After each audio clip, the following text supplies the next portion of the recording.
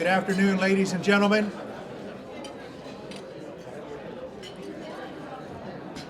Good afternoon, ladies and gentlemen.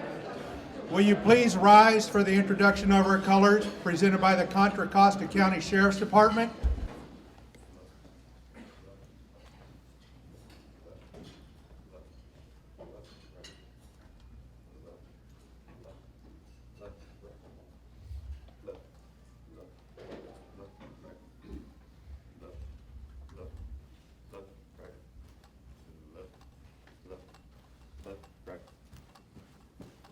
Detail.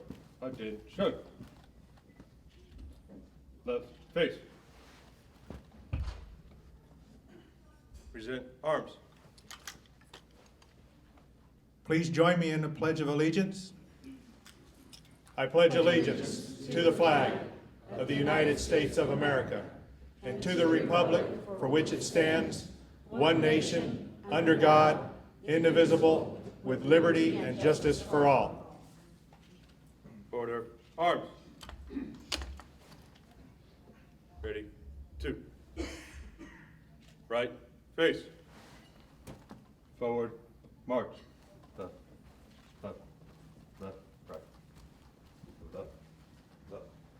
Left. Right. Left. Left. Left. Left. Left. Right. Thank you. Please take your seats.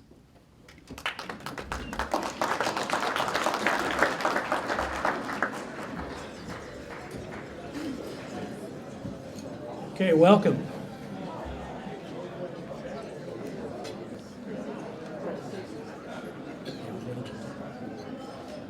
Okay, can I have your attention, please? I realize you're not finished with your lunch, and you're welcome to continue to enjoy that. We have a very full program today, and so I'd like to get started.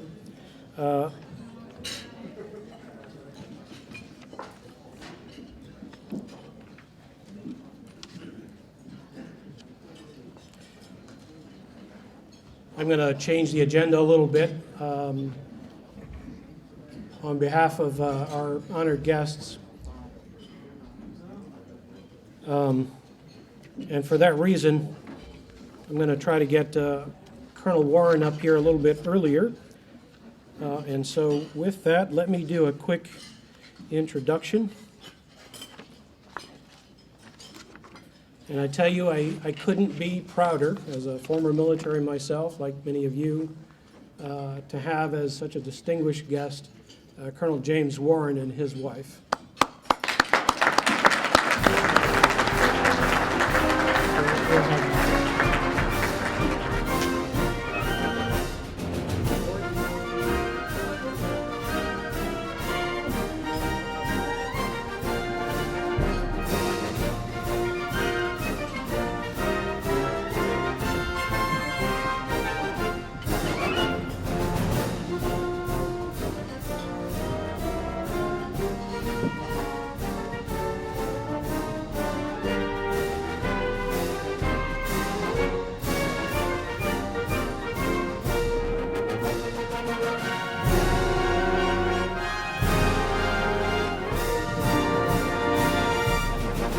Those of you who aren't aware of it, would you like to hang on to the? No. Aren't aware of it, while he has no direct public safety ties to our organization, he had agreed to assist me in honoring one of the other honorees, which is the 129th Combat Search and Rescue Wing out of Moffett Field. The 129th folks have informed us that they are currently deployed to Afghanistan and therefore cannot be here with us today. But nonetheless, we have the distinction of sharing our presence here with, or vice versa, with Colonel James Warren, who is an authentic Tuskegee Airman and a real American hero.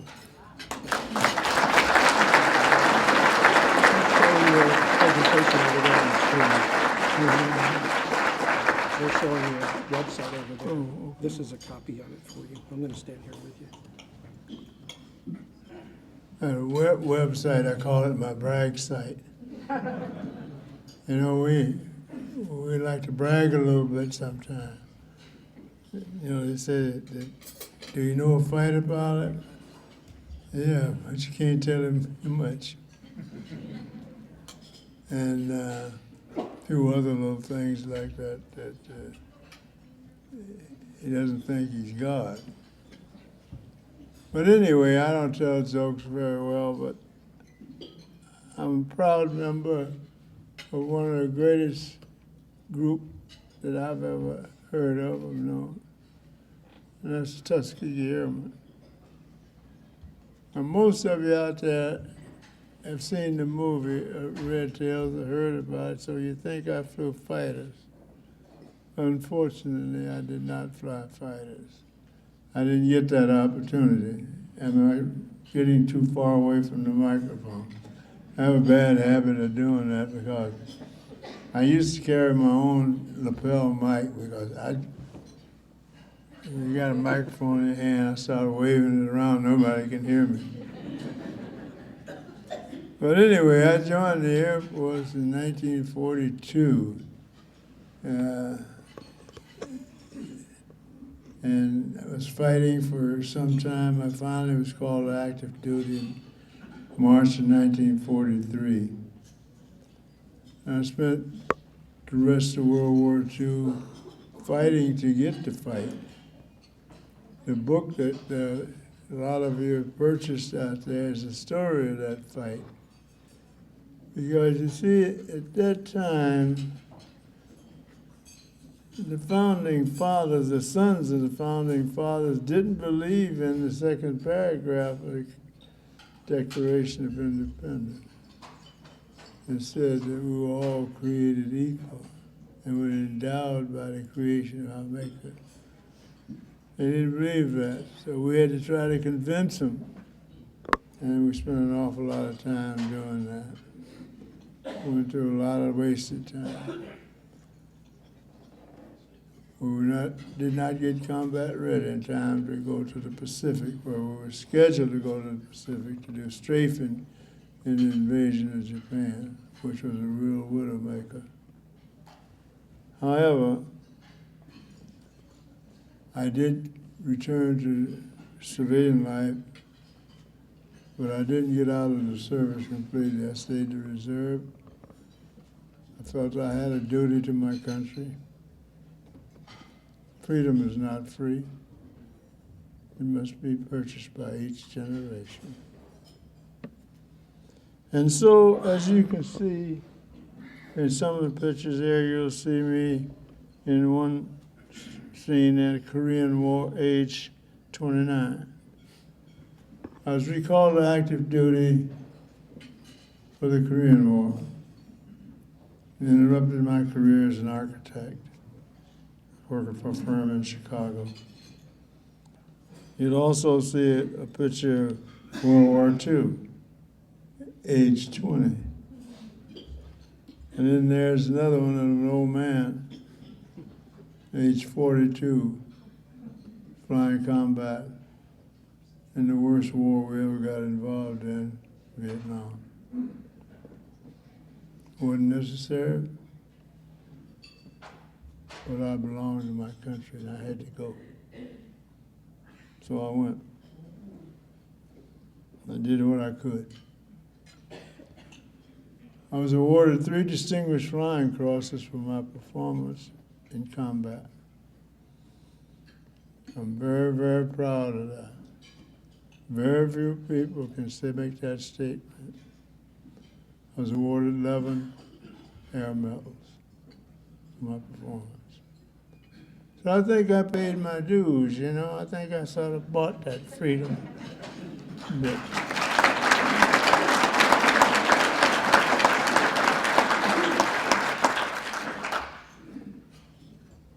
I did everything that I could to help young people. Youth, they're my joy. I like to tell them, I like to show them, give them the ideas that they must have goals and set goals, and that they can make this country the country that it should be. This is the greatest country in the world, America. But it has some problems. We still got a few problems to work out. So, ladies and gentlemen, the only thing I can ask you is that you continue to help me make it what it should be. I just signed an order day before yesterday that will name a section of Interstate 80 from Dixon to the intersection of 12, Tuskegee Airman Memorial Highway.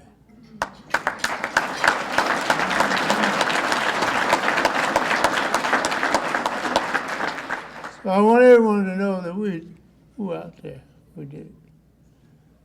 And so I usually like to have question and answers, and I spend a lot of time talking to people when I do these little get-togethers. But I just was notified that I'm now suffering from cancer. And I will not be able to spend an awful lot of time with you today, but I have a few of my books with me, and so I'll make myself available to autograph copies of books if you feel that you would like to read it and find out what the story really was.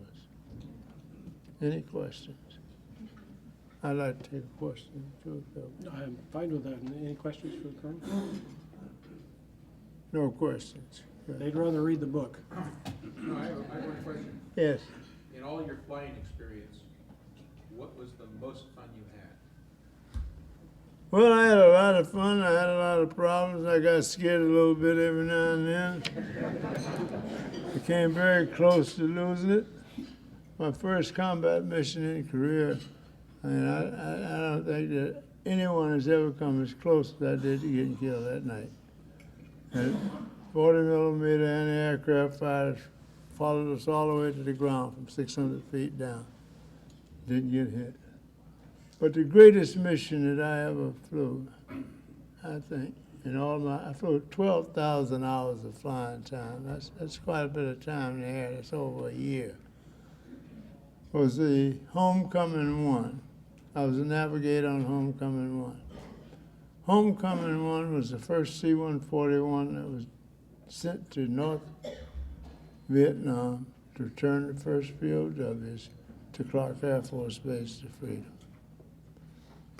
And ladies and gentlemen, I can still hear that roar that came up from the cabin. We left the cockpit door open when we rotated off the runway. So when we rotated off that runway, I could still hear that roar that came up from the back of that cabin. Those guys going home for the first time after being held POWs. Greatest mission I ever flew, because I had to use some extreme skills to get the airplane into Geelong that morning. And I had it. I had the skills to do it. And that was the proudest mission that I flew. And I was taking a friend of mine home who had been a POW for 7 years and 5 months. And I had the honor to tell him that he had been promoted to 06. Thank you.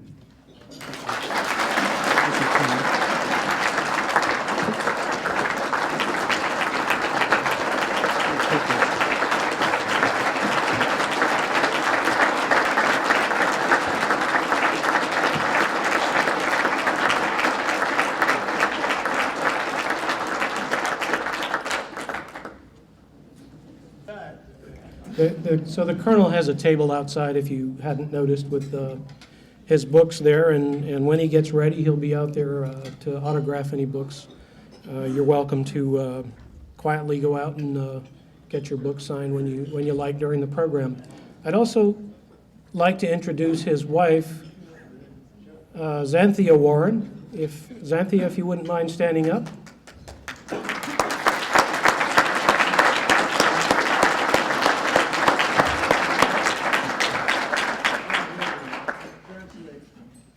We're recognizing your better half.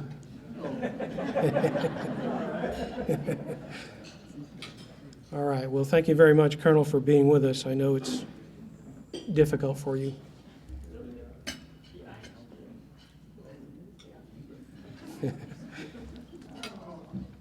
This is my last day as your chapter president, and as they typically say, the year goes incredibly quickly. We set ourselves as a board a few goals, and I think that we've accomplished most of those that we had set. So I'll share with you some information.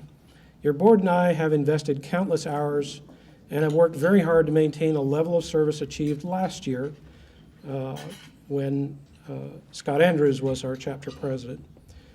Improving where we were able, we have continued to provide value to our APCO operations-oriented members, so our ops folks, by providing keynote and/or commercial presentations each month relative to your jobs.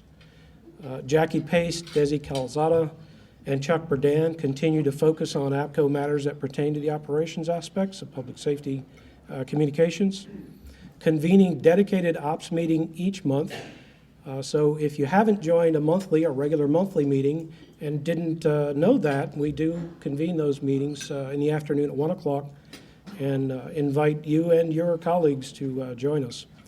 There have been training opportunities, web-based collaboration tools, et cetera. We have also leveraged our newly formed Emerging Technology Committee led by John Lemon, starstruck here. And Mark Anderson, who I don't think was able to make it today due to illness. And we've invited subject matter experts to speak about topics and projects relevant to all of us. Developments pertaining to FirstNet, Bayrix, broadband, and LTE were all presented and will be continued. On one occasion, even aboard the USS Hornet, which made for an interesting venue back in August. In terms of some stats, membership has grown dramatically over the past year. Let's see, in 2012, we had a total of 265 members, and that year we were able to attract 61 new members. This past year, we have grown our membership by 196 new members to a total of 481. So we must be doing something interesting. We have worked well together, I believe, despite our respective occasional differences of opinions, to balance our budget and actually increase our year-over-year revenue while holding expenses steady. This has allowed us to create new opportunities to offer classes and other forms of training as we invest more in you, the members. We added value by enhancing the meeting content, creating additional opportunities for commercial presentations. Gold sponsorships are up, as are the commercial activities. In terms of our checking account balance, Jackie has been very diligent in monitoring our dollars and cents. As of end of November last year, we had $24,228.96 in our checking account. This year, at the same time, so November 30th, we had $27,574.34. And in our money market fund, we have $31,971.92, also reflecting growth. We created new chapter committees while retaining those that are still relevant and indeed important. These committees have hit the ground running and ultimately added value to your membership with the Northern California chapter of APCO. With that, I would like to at least read the awards that the two Alameda police officers, so two of our chapter heroes, not able to be here with us at this time. Maybe they'll show up a little bit later. City of Alameda Officer John Conahay with the Police Department is also a recipient of our Hero Award. In the early morning hours of February 20th, an Alameda resident called 911 to report his wife had just delivered a baby inside their home and the baby was not breathing. Within 2 minutes of receiving the call, Officer Conahay arrived on scene. The father directed Officer Conahay to the bathroom where he found both the mother and child laying on the floor. Officer Conahay picked up the baby who was not breathing. He, who is also a father of 3, who had recently witnessed the birth of his child, instructed the father to find something to suction the liquid out of the child's mouth. The father searched for a suction device while Officer Conahay immediately began first aid. When the father returned with a turkey baster, Officer Conahay used it to remove some of the liquid from the child's mouth. As he continued with the ABCs of first aid, the Alameda Fire Department arrived on scene and immediately took over for Officer Conahay before transporting the child to Children's Hospital in Oakland, where Officer Conahay arrived at the hospital. He was told by the attending physician that other than being a little cold, the baby was healthy and breathing on her own. Officers Conahay's training and life experiences played a critical role in saving the life of this baby. So if we'll give a round in absentia.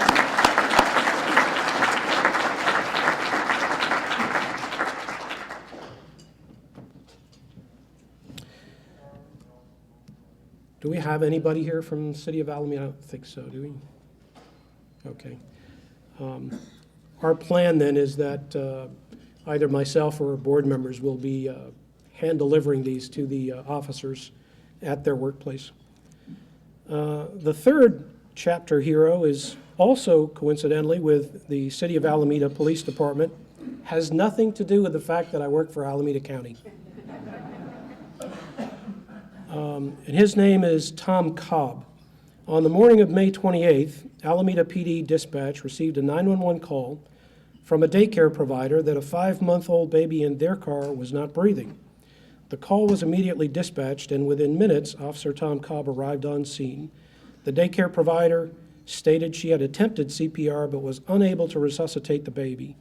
Officer Cobb quickly assessed the condition of the unresponsive baby and began administering CPR. The baby was revived and transported to Children's Hospital by the Alameda Fire Department.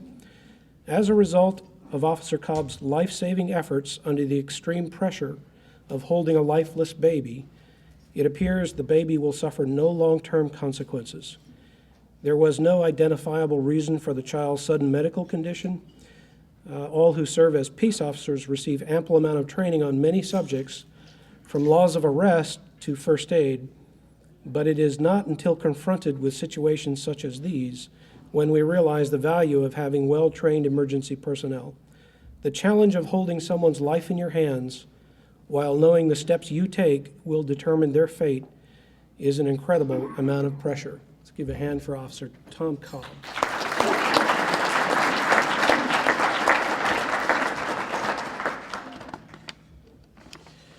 We have 2 more awards. The next, if I could ask CHP Sergeant Kevin Briggs to come up and join me. Congratulations and thank you for being here. Upon graduating high school in 1981, Kevin Briggs entered the United States Army. He spent 3 years in the armed forces with assignments in the United States and Europe. His law enforcement career began in 1987 as a correctional officer at Soledad State Prison and San Quentin State Prison. In 1990, he entered the California Highway Patrol Academy. After graduating, he was assigned to the Hayward, California area office. He later transferred to the Marin area office. As an officer, he worked predominantly on the Golden Gate Bridge. This assignment proved to be very challenging, as the Golden Gate Bridge produced an average of 4 to 6 suicidal subjects, multiple traffic collisions, and dozens of other general law enforcement calls each month. After 9/11, a greater emphasis was placed on security of the Golden Gate Bridge. In 1999, Sergeant Briggs completed training at the CHP Motor School. The motorcycle enabled a faster response to incidents. In 2008, he was promoted to the rank of sergeant and spent a year and a half as a field supervisor in the Hayward area before returning to Marin. Upon returning, one of his duties was to train new CHP officers and Golden Gate Bridge staff on crisis interventions negotiations. As a CHP sergeant, his leadership skills were essential in crisis situations and day-to-day CHP operations. Additionally, Sergeant Briggs is a graduate of the FBI Crisis Negotiation course. Today, Sergeant Briggs is active in efforts to promote crisis management, leadership skills, and suicide intervention and prevention worldwide. He continues public speaking and teaching at conferences, law enforcement departments across the country, including the FBI, and he consults and advises major companies and corporations. His story and experiences has been featured in the New Yorker magazine, Men's Health magazine, NPR's Bob Edwards radio show, People magazine, and as I have discovered, countless newspapers. Kevin Briggs' personal story includes being a cancer survivor, overcoming heart issues, and divorce. He knows through family experience the role depression can play in a person's life. He is also a survivor of suicide loss. He's proud to have the opportunity to speak and to help educate on the challenges of mental illness. And I believe, I don't know if anybody's counting, but I had read a number that you were very successful in preventing nearly 300 people from taking their lives on the bridge. But who's counting?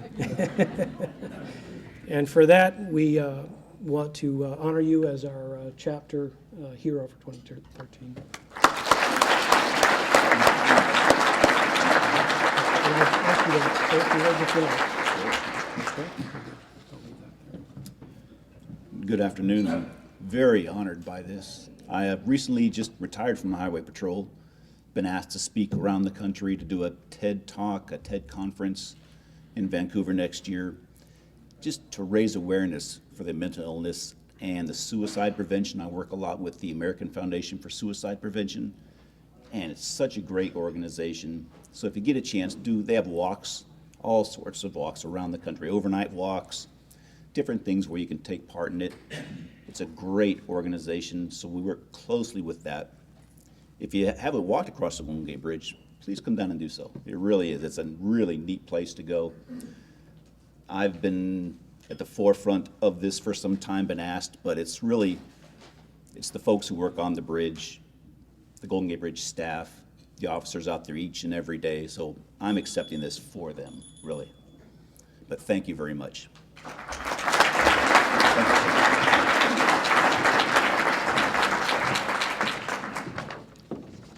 Our fifth and final Chapter Hero Award goes to the 129th Rescue Wing. You know, for me personally, these folks mean an awful lot to me, probably to most people.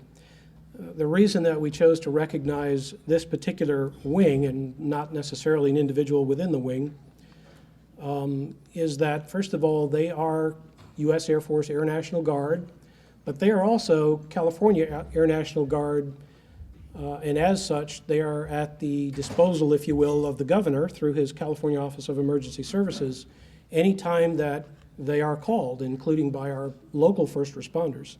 I've flown with them, so I know that they do actually carry out their first responder missions and saves here in the state of California, off the coast of the United States, or wherever they're asked. They recently achieved a milestone of saving 1,000 lives. So their 1,000th save, that is just remarkable. So I'd like to read for you a little bit of background from their PIO. The millennial milestone was reached on May 18, 2013, when air crews and pararescue men, or PJs as they're called, from the 129th Rescue Wing deployed to Afghanistan, rescued an Afghan national policeman who had suffered a gunshot wound, raising the number of lives saved by the unit to 1,000. Since its inception nearly 4 decades ago, the 129th RQW has launched countless missions from its home station of Moffett Field Airfield, California, and various deployed locations, resulting in 1,000 lives saved. The wing is credited with over 400 combat saves and nearly 600 children saves. In addition, the wing has assisted in over 600 other saves. Primarily, I should probably add, those are often with the Coast Guard. Embracing the motto of the Air Force rescue community, quote unquote, that others may live. The 129th federal mission is to rapidly deploy worldwide to conduct combat search and rescue operations over land or water in both hostile and permissive environments.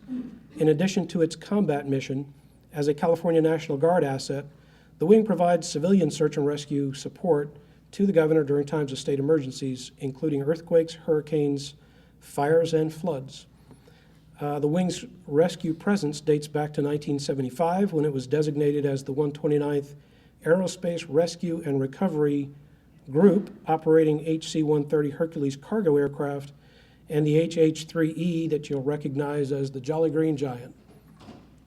The 129th ARRG conducted its first rescue mission in 1977 during a red flag combat exercise at Nellis Air Force Base, Nevada.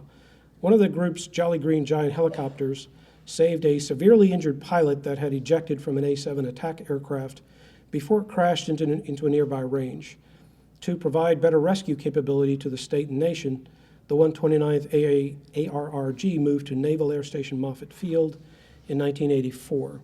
The first long-range overwater rescue mission was completed October 13, 1986, to rescue a crewman with appendicitis from the ship MS Reunion. The group coordinated with local U.S. Coast Guard assets to successfully rescue the patient and transport him to a hospital in Acapulco, Mexico. The rescue mission, resulting in the group's 145th save, covered a total of 4,200 miles, including 1,200 miles flown over water. To date, it is still the furthest distance the wing has traveled to execute a mission. During the 1986 flooding in Sonoma, Sutter, and Yuba counties in Northern California, 33 lives were saved in 5 days. In the aftermath of the '89 Loma Prieta earthquake, the 129th established command post operations and was chosen to coordinate all military aircraft activities within the Bay Area. By decade's end, the group had saved 190 people. Having successfully transitioned from Jolly Green Giant helicopters to more modern Pavehawk rescue helicopters in 1991, the group was expanded into the 129th Rescue Wing in 1992 and extended its rescue detachments into squadrons, resulting in the current assignments of the 129th, the 130th, and the 131st Rescue Squadrons at the renamed Moffett Federal Airfield. Today, the HH-60G Pavehawk helicopter, the MC-130P Combat Shadow aircraft, and Guardian Angel pararescue men are assigned to these squadrons, respectively. I'm going to scan down here. During the 4-month deployment to Afghanistan in 2009, the 129th Rescue Wing air crews and pararescue men, this is 1 year, saved 307 lives, combat conditions, the largest number of lives saved by the wing during a single deployment. The intense combat deployment saves included rescues of coalition forces, local nationals, and sister service members, totaling 907 lives saved for the wing. The following year, PJs again deployed to Afghanistan, saving an additional 37 lives, increasing the wing's total to 946. More recently, the 129th has successfully launched an impressive series of complex civilian rescue missions, saving distressed crewmen on international vessels off the Golden Coast. Airmen stationed at Moffett deployed to Afghanistan collectively saved 5 lives during 2 separate missions, despite being more than 7,500 miles apart. While Pavehawk rescue helicopters are painted with large hot pink tail numbers for wildfire season, air crews were called to rescue a critically ill passenger from a Holland America cruise ship, the MS Westerdam, 300 miles off the coast of Southern California. Meanwhile, deployed in Afghanistan, helicopter crews were able to rescue 4 distressed individuals. And then since 1975, the 129th has a long and distinguished record of saving lives for both California and the nation. They continue to dedicate themselves to the personnel recovery mission at home and abroad, resulting in more than 400 combat and nearly 600 civilian rescues, bringing the total number of lives saved to 1,000 and counting. Let's give a hand for the 129th.